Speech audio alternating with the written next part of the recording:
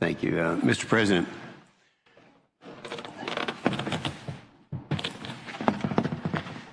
President, the House of Representatives recently passed the Ethiopia Democracy and Accountability Act of 2007. It's called H.R. 2003. And although this legislation states that its purpose is to encourage and facilitate the consolidation of peace and security in Ethiopia, that's words right out of the resolution. In reality, it focuses only on the shortcomings, on the problems that they face, and not on the successes that that country has made. Ethiopia takes great pride in being the oldest independent country in Africa. They continue to be a close friend of the United States and a strong ally in the war on terror in the Horn of Africa. I have to say that this is significant because if you kind of use your mental map of northeastern Africa, and you think about the terrorist activity that's taking place in the Middle East and how it's now coming down through the Horn of Africa, through Djibouti and that area into the Uganda, Ethiopia area, that it is a very significant area right now. Now, as many as you know, I have had quite an extensive background in Africa. I think I'm safe to say that I've been to Africa more than any senator in the history of America. I've been just really tied to that continent and recognize its significance in the future of our country as well as their countries. It is an area of strategic importance globally to this nation. I have traveled to the country on several occasions, both on my own and as members of the Senate and the House. Just a short while ago, I was there with Congressman Bozeman from Arkansas. Throughout my travels to the region, I've met with and developed friends with many political and religious leaders. In Addis, 6 years ago, we found a little baby. The little baby was 3 days old. The baby was almost dead. And it's not unusual in some countries in Africa. They throw away mostly young girls, baby girls. And then after about 3 days when they die, the dogs get them. We were there before the dogs got her. And this little girl, I have 20 kids and grandkids that I'm very, very proud of. But my daughter, Molly, had nothing but boys. She always wanted to have a girl.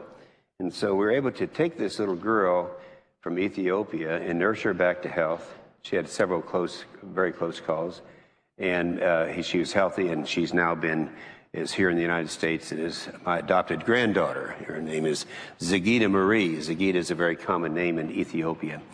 And I say that just because I do want to impress upon this group here that I know something about Ethiopia, and I know something about its background. I know something about its significance to our safety in this country.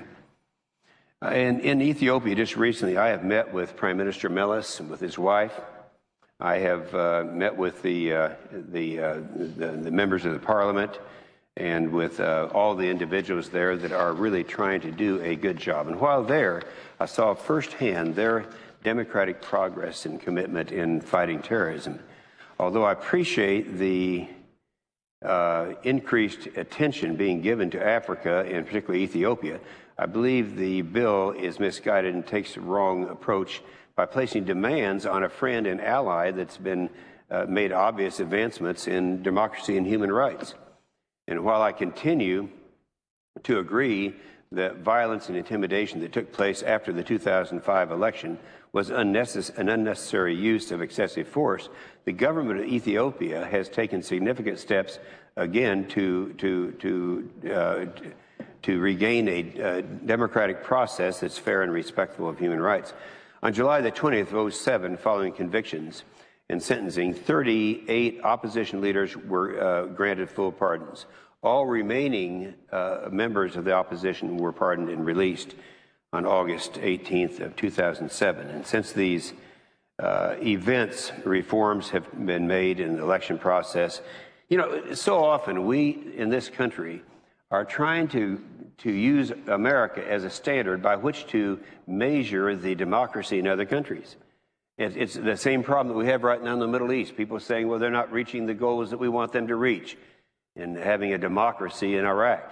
But why would they? If it took this country, several years to be able to come up with a democracy, why should they be able to do it? The same thing is true in Africa. There are some 52 countries in Africa. And just recently have they come into democratization, and it's been incredibly successful in many of those areas. The United States has recognized the ongoing efforts by the government of Ethiopia and continues to play an important role for human rights in Ethiopia.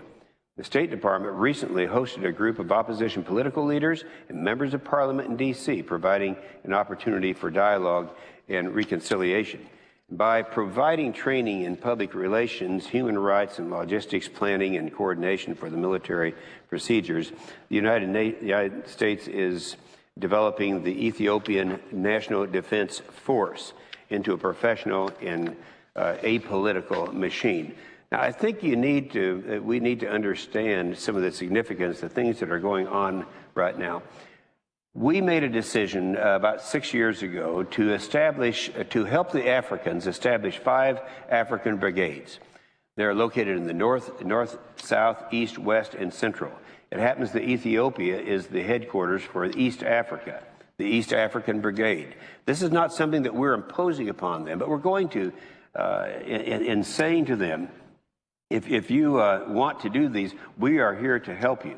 Our idea is this: as I mentioned, as there's a squeeze in the Middle East and terrorism starts going down through Djibouti and the Horn of Africa into northeastern Africa, this is an area where if they are prepared to take care of themselves, we won't be sending our troops there.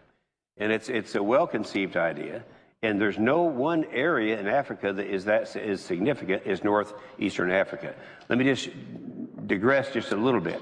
If you go to the next door neighbor, Uganda, in northern Uganda, we hear so much about the problems that are up in the Sudan and other areas, but we don't hear anything about Uganda.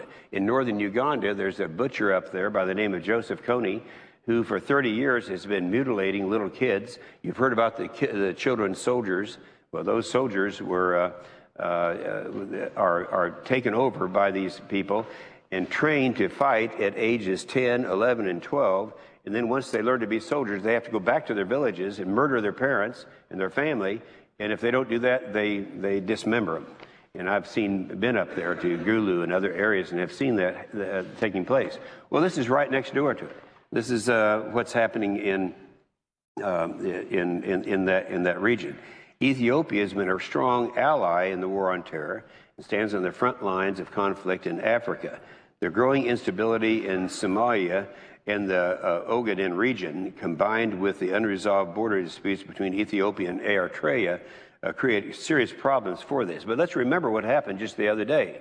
Just a few weeks ago, we were sending our troops down to Mogadishu, and the Ethiopians were fighting right there by our side. And that wasn't an easy thing for them to do. That endangered them, because there are many opposition groups who will then go into Ethiopia, and they paid dearly for supporting us.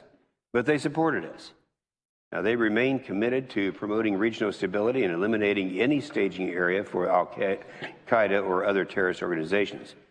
It was 2006, they sent roughly 100,000 troops with us down into Somalia, down in Mogadishu, and we were successful in defeating the Islamic Courts Coalition.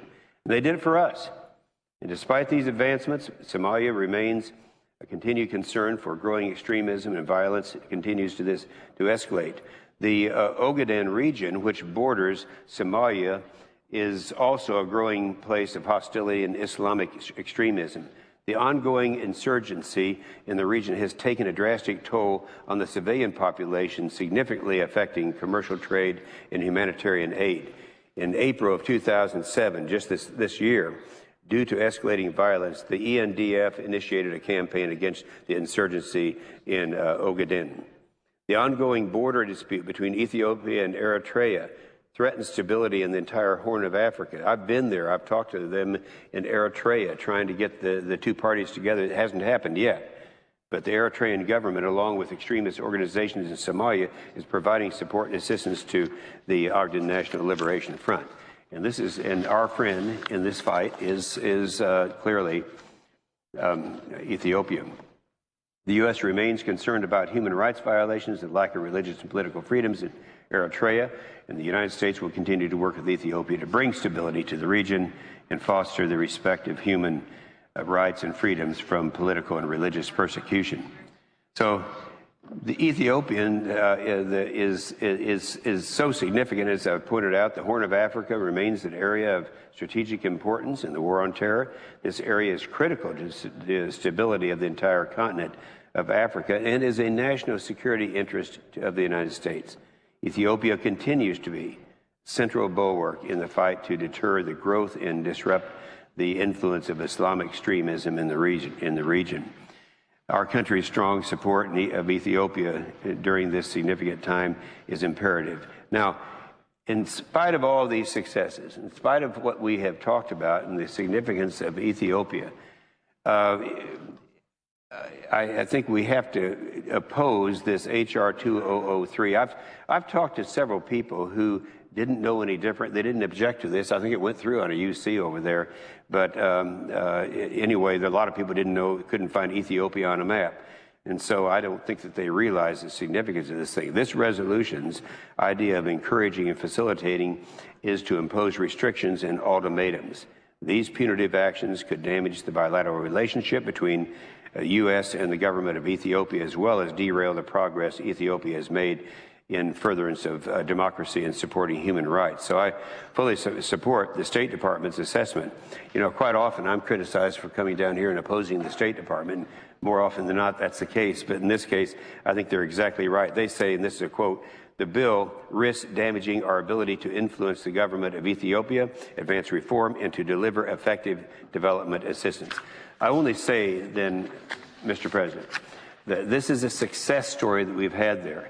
And I can't think of anything worse for the surrounding states, and I would say all other 51 states in Africa, or countries in Africa, if we were to punish the very country that is being friendly to us, who's helping us, fighting with us side by side, sending 100,000 troops with American troops down to Somalia and really working on our side. So I hope that when this comes over to this side, if it does come in this form, that we'll be able to resoundingly defeat it. And I look forward to being in Ethiopia in about 3 weeks. And I would certainly hope that I don't have to go over there after having something like this passed the United States Senate. With that, I will yield the floor.